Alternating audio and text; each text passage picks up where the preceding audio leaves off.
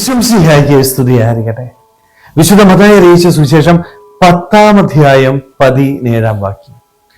മനുഷ്യരെ സൂക്ഷിച്ച് കൊള്ളുവേൻ.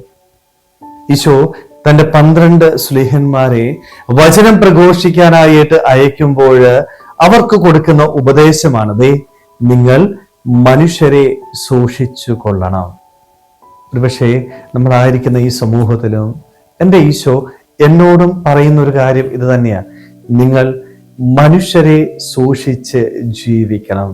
മനുഷ്യരെ മാറ്റി നിർത്തണമെന്നോ അവനെ അവഗണിക്കണമെന്നോ അവനെ സ്നേഹിക്കണ്ട എന്നുമല്ല ഈശോ പറയുന്നത്. മറിച്ച് എന്താണ്?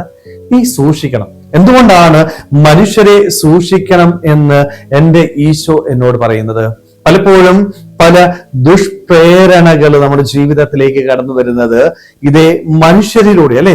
ചില സൗഹൃദങ്ങൾ നമ്മളെ തെറ്റിലേക്ക്, പാപത്തിലേക്ക് നയിക്കും. അതുകൊണ്ടാണ് ഈശോ കൃത്യമായിട്ട് പറഞ്ഞത്, നീ മനുഷ്യനെ സൂക്ഷിക്കണം.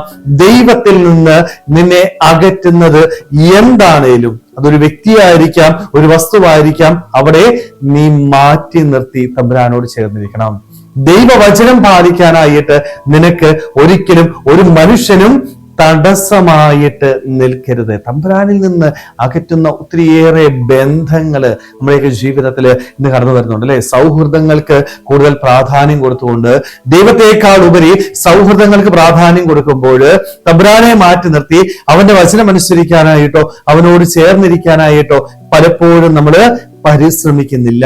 നമ്മുടെ ഇഷ്ടങ്ങൾക്ക് പ്രാധാന്യം കൊടുത്തുകൊണ്ട് മനുഷ്യരെ പ്രീതിപ്പെടുത്തുന്ന വ്യക്തികളായിട്ട് നമ്മൾ മാറുകയാണ്. അങ്ങനെയുള്ള നമ്മളോടാണ് ഈശോ പറയുന്നത്, നീ മനുഷ്യനെ സൂക്ഷിക്കണം. അവൻ നിന്നെ ദൈവത്തിൽ നിന്ന് അകറ്റുന്ന വ്യക്തികളുണ്ട്. അവരെ മനസ്സിലാക്കാനായിട്ട്, അവരെ നിന്റെ ജീവിതത്തിൽ നിന്ന് മാറ്റി നിർത്താനായിട്ട് നിനക്ക് സാധിക്കണം. സ്നേഹമുള്ളവരെ, ഈ ഒരു ബോധ്യം നമ്മുടെയൊക്കെ മനസ്സിൽ ഉണ്ടാവണം. നമ്മുടെ ചുറ്റുപാടുമുള്ള മനുഷ്യരെ എല്ലാം സൂക്ഷിച്ച് അവരെ മാറ്റി നിർത്താനായിട്ടോ അവരെ സ്നേഹിക്കാതിരിക്കാനായിട്ടോ അല്ല എൻ്റെ ദൈവം പറയുന്നത്. അവരെ നീ സ്നേഹിച്ചോ, അവരെ നീ ചേർത്ത് പിടിച്ചോ, അവർക്ക് നീ നന്മകൾ ചെയ്തു. പക്ഷേ ഇവരിൽ ആരും ഒരിക്കലും നിന്നെ ദൈവത്തിൽ നിന്ന് അകറ്റുന്ന വ്യക്തികളായിരിക്കരുത്. തമ്പുരാനിൽ നിന്ന് നിന്നെ അകറ്റുന്നുണ്ടെങ്കിൽ അവരോട് നോ പറയാനായിട്ട്, അവരെ മാറ്റി നിർത്താനായിട്ട് നിനക്ക് സാധിക്കും. കാരണം നിന്റെ ജീവിതത്തിൽ ഏറ്റവും പ്രധാനപ്പെട്ടത് നിന്റെ ദൈവമായിരിക്കണം.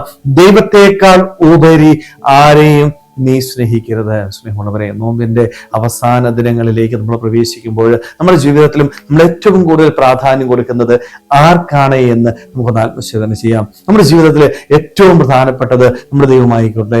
ദൈവത്തിന് വേണ്ടി നമ്മുടെ ഇഷ്ടങ്ങളും ആഗ്രഹങ്ങളും ഉപേക്ഷിക്കുവാനായിട്ട്, നമ്മുടെ ബന്ധങ്ങൾ മാറ്റി നിർത്തുവാനായിട്ട്, തമ്പുരാന്റെ വചനം അനുസരിച്ച് ഈ ഭൂമിയിൽ എന്നും സന്തോഷത്തോടുകൂടി ജീവിക്കുവാനായിട്ട് നമുക്ക് ഓരോരുത്തർക്കും ആത്മാർത്ഥമായിട്ട് ആഗ്രഹിക്കാൻ പരിശ്രമിക്കാം. ദൈവം നമ്മളെല്ലാവരെയും സമൃദ്ധമായിട്ട് അനുഗ്രഹിക്കട്ടെ. ആമേൻ.